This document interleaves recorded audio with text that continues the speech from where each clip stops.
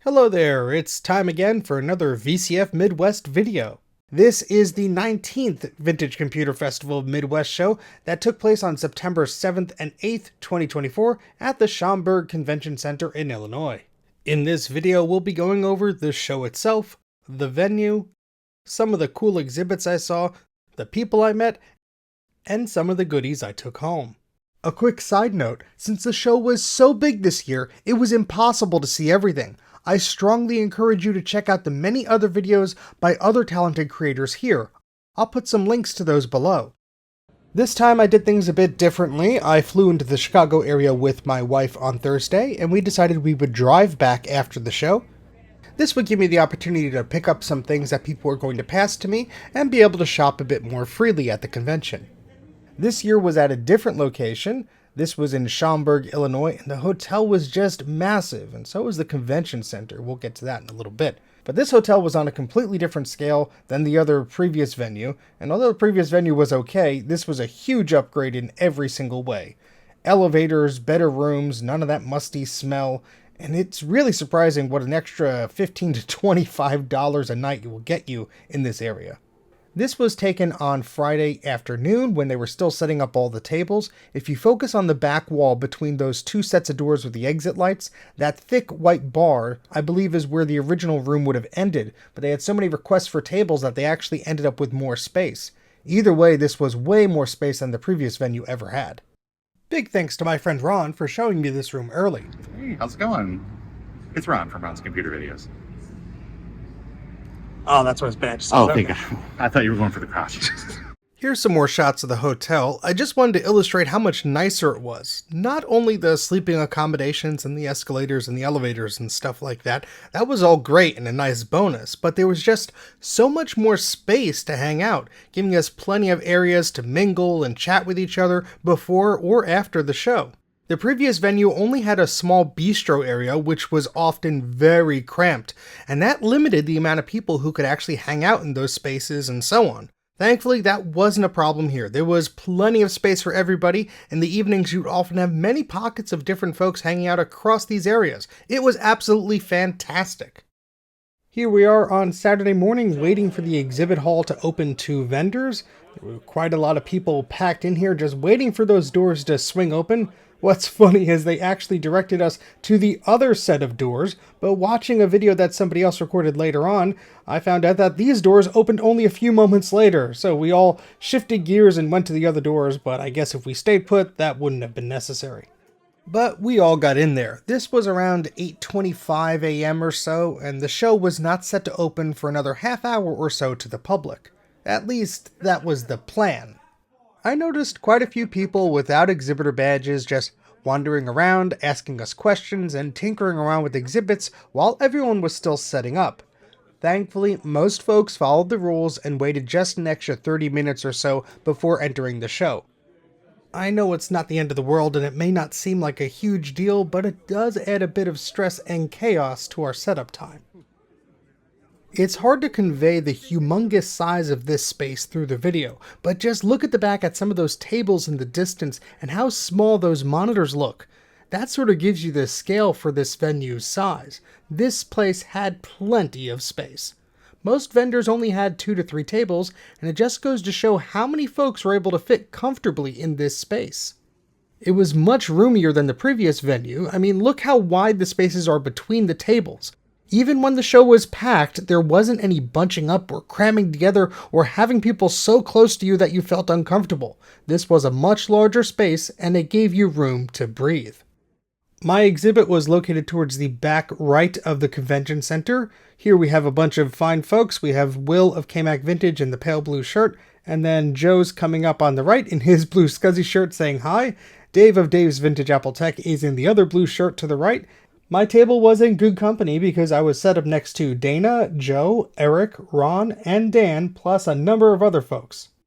And although we didn't plan it this way, Joe brought his own clear case Macintosh SE30, so we had dueling clear case Macintoshes, which was fun. Here's just some random shots of people setting up their booths. I always find it fascinating to see a bunch of Macintosh stuff in one group. This person was selling quite a few different Macintoshes, ranging from some Performa series to the original Mac 2SI to some Centra systems and so on, but there was quite a variety to choose from, whether it be 68K or PowerPC.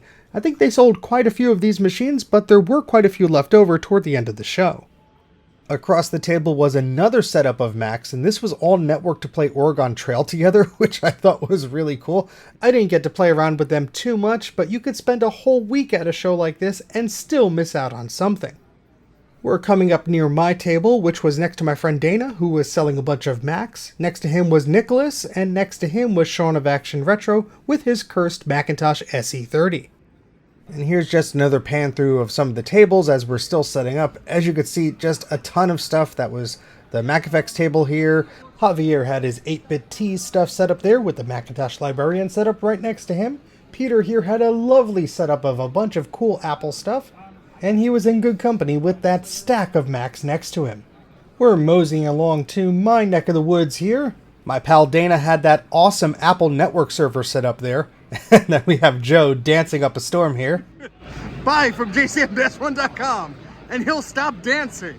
Right next to Dancing Joe is my friend Eric from Eric's Edge, and of course Ron from Ron's Computer Videos. And next to Ron was Dan, the Canadian computer collector. Now it's spinning. Be sure to check out Dan's channel. He did a great VCF Midwest video. So this was taken around 9:40 a.m. on Saturday. You could see the floodgates had opened and there was a fair amount of people on the show floor already. I tried to sneak away periodically to take some videos, but I'm pretty sure I missed a whole third or even a half of some of the exhibits on display. There's just so many tables and so many different people to talk to, so many new releases of homebrew products and little gizmos and gadgets that it was just impossible to see it all. Thankfully, my lovely wife came with me this time, and she took some great footage of the show, some of which I didn't get to see for myself. This included some footage of me at my booth with my modded color Macintosh SE30 in that cool MacFX clear case. This is using the original logic board. There's no emulation tricks or anything like that. I have a Lapis Pro Color Server PDS card that outputs color video into an 8.4-inch 640 by 480 LCD screen. There's also a Rominator ROM in there. I've maxed out the memory, added a Blue SCSI version 2, and shoved in a LS120 SuperDisk drive in there, because why not? It took me almost 2 years to finish this project. I was so happy to show it off at the show, and I'm sure I'll do a video about it sometime soon. And right next to it was another clear-cased Mac by my friend Joe of Joe's Computer Museum and JCM-1.com. His Pumpkintosh made an appearance, and that beautiful amber CRT display looked wonderful in person. To the left of him was Eric of Eric's Edge, showing off his HyperCard game, and he had a bunch of Macs for sale. And then Ron of Ron's Computer Videos had his little doodads and gadgets, showing off some very cool 3D printed designs and some circuit boards and adapters for your vintage Mac. I'll put some links in the video description to each of their channels and their very cool projects, so you could check them out as well. Before we talk about some of the cool things I found to bring home, let's take a musical tour around the venue and show you some cool things.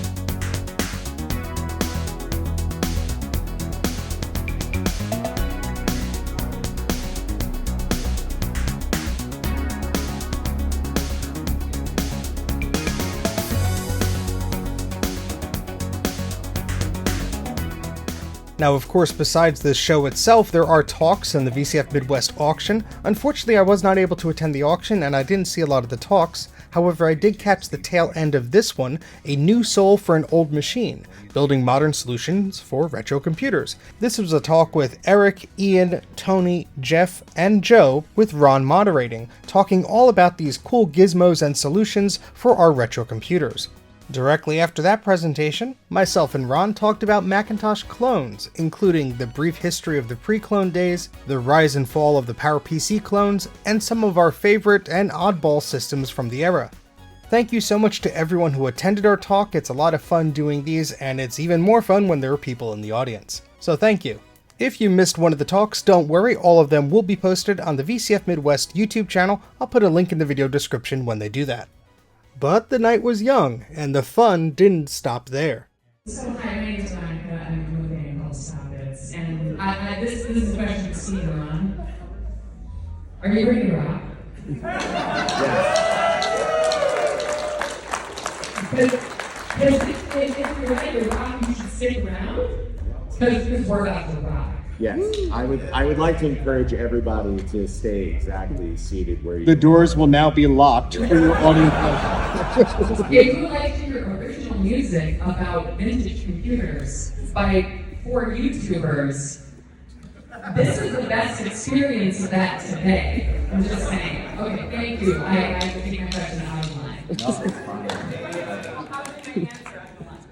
Is there a band? This was The Stop Bits, a band consisting of Shaun of Action Retro, Veronica from Veronica Explains, and Taylor and Amy from The Taylor and Amy Show. They put on an amazingly geeky performance. It was a lot of fun and a fantastic way to end the evening. Here's a few clips from their show. Send me my dream machine. It looked too good to be true. All my life I've dreamed of this day, but now I just don't know what to do. My heart is broken, can't you see? It's all over because you didn't rip out the battery.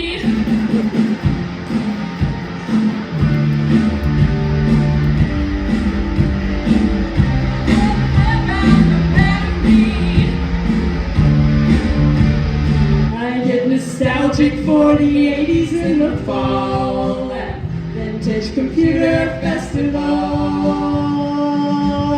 Here we go. Commodore with my friends, IBM with my friends, Heading Pets with my friends, ZX Becky with my friends, playing Atari with my friends, Coding Basic with my friends, Odyssey 2 with my friends, Channel F with my friends.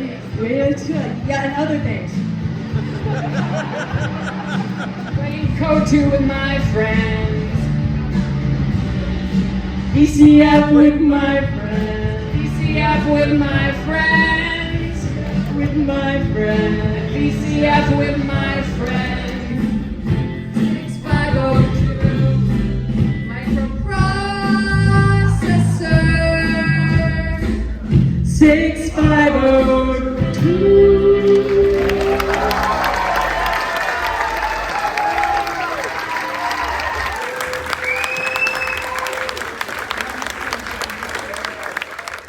After the exhibit hall closed, we shuffled into the lobby and common areas to catch up with each other and hang out well into the night. Spending time in person with fellow retro-minded people is always the highlight of these events. Because of this extra space, I got to mingle with a lot more folks than usual and push my already strained vocal cords to their limit. And although some of us didn't get a lot of sleep, somehow we continued on Sunday, even if our voices were more worse for wear. It was a bit less hectic, so I did take the opportunity to sneak away from my booth more often to see what was for sale. Although I didn't take too many videos, I did take occasional photos. Now I have to talk about one of the vendors, Dan, who was a former Apple dealer. He had tons of stuff for sale. Everything from the Apple II, the Apple III, the Lisa, the early Macintosh, all the way up to some of the later PowerPC Macs. He had a little bit of everything. Some SGI workstations, some digital computers, some IBM stuff. I mean, this guy had it all. Even an Apple network server and a 20th anniversary Macintosh. I spent the good majority of Sunday returning to this booth again and again and digging through those bins, pulling out pieces of software and just things I've actually never seen or heard of before. It was wild. Most of my time and money was actually spent on the documentation and the CDs and discs that this person had for sale. He had a lot of internal Apple sales and training and marketing stuff that you just don't see every day. He was kind enough to hold on to 2 bins of documentation which he didn't want to split up anyway, so me and my friend James could pick through them and see if there was anything that we wanted. At the end of the day, we ended up taking 2 full bins of documentation, a whole box of VHS tapes, and some laser discs that I was very happy to pick up. This was a bit pricey, and I could not have done it without your support. Seriously, your YouTube membership and your Patreon support directly goes to me picking up these items so I can archive them and digitize them for everybody to enjoy. So thank you so much for your support, it means the world. And speaking of archiving and digitizing, this fine fellow Avery was right next to the booth and overheard us talking about videotapes and laserdiscs, and he was so kind to volunteer his time during the show to actually digitize those discs and a tape of ours. So huge thanks to them. As soon as that stuff is available, I'll share a link. As Sunday marched on, it became closer and closer to the end of the show. This always seems to sneak up on you, and it just happens. People start packing up, and before you know it, you're dismantling your table and shoving everything onto a cart and wondering, how am I going to fit this in the car? But more on that later. I was encouraged by bad people. Yes, you were. I don't know, there's just something about these shows that keeps me coming back for more, even if it's a quarter of the way across the country. First off, it's the people. The friends you've made online decades ago, or maybe the folks you see every year, or the new friends you're meeting for the first time in person, or the people you've only seen on social media, or a fan who's excited to meet you and say hi. I met a bunch of new folks this year, so thanks to everyone for stopping by to say hi. I really appreciate it. Here we have Ron on the right and Eric on the left. At VCF Midwest, we're closing down here, but what did you folks see or enjoy during your event? I saw a lot of my friends. Oh, yes. What did you see? I saw lots of my friends. I saw lots of new friends, and I saw a lot of old computers. Really? They have computers here? It's true. They have computers with computers now. They have computers in computers. That's right. Well, I'm very glad that you had an enjoyable time, and I hope your backs don't hurt. Much. And second, yeah, sure, the conference hall is full of retro computer and electronic stuff on display, and that is super cool. I think that's the draw for a lot of us, but of course the folks putting on those displays, their time and energy and blood, sweat, and tears into it, and just setting up these cool exhibits and having unique items to sell and offer, I mean, that's a totally different vibe if it was just rando sellers on eBay, but it's more of a community vibe here. And third, I think that's it. The vibe keeps everyone coming back. The sense of community and excitement. Who you're going to see at the show. Are you going to find something neat to tinker with? Or maybe you can help somebody out with something. Or maybe you'll see that one obscure thing you didn't even know existed. That's always exhilarating and the draw of a lot of these events. Even if they had to make some adjustments or charge a nominal entry fee for adults, I think it would be totally worth it to keep a similar venue of this quality. It made that much of a difference.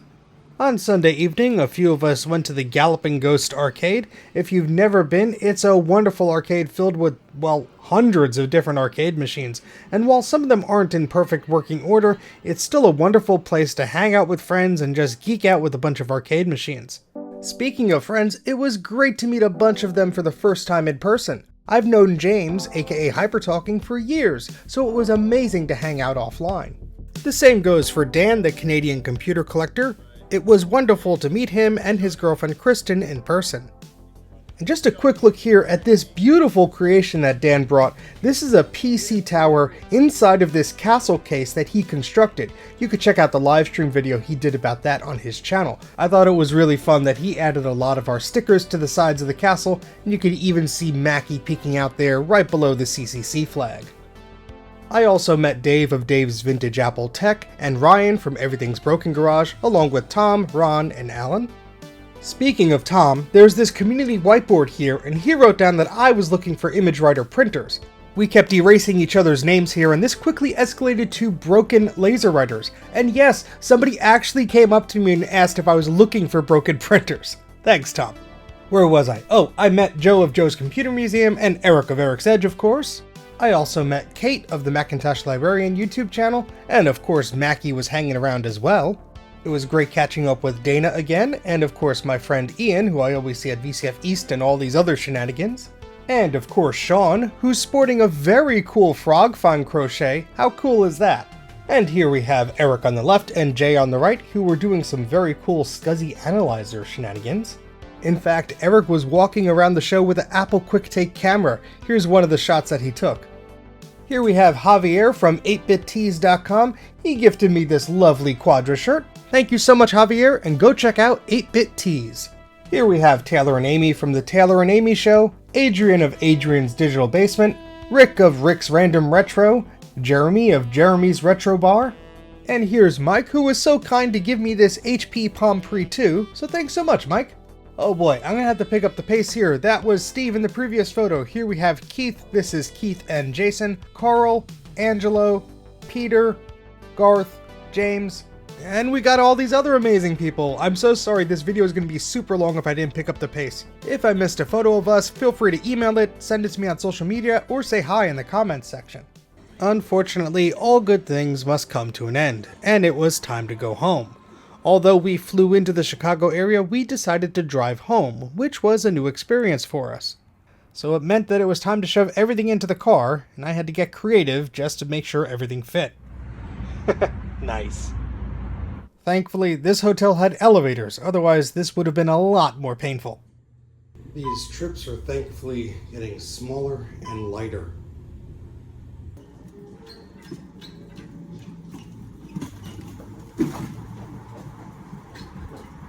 Hey, it worked this time.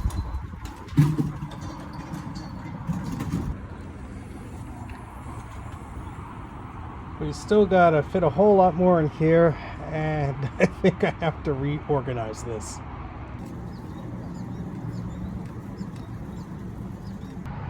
I just need a little more room, and I think that'll help. There we go. Just as the manufacturer intended. Well, I think that's the best I can get it. All things considered, not too bad. Well, somehow we packed it all into the car, so that's a good thing, right? Yep. And before you know it, we were on the road, heading toward Cleveland, where we would be staying overnight and then continuing the trek through Pennsylvania and back to New Jersey the next day. But of course, we made some interesting stops along the way.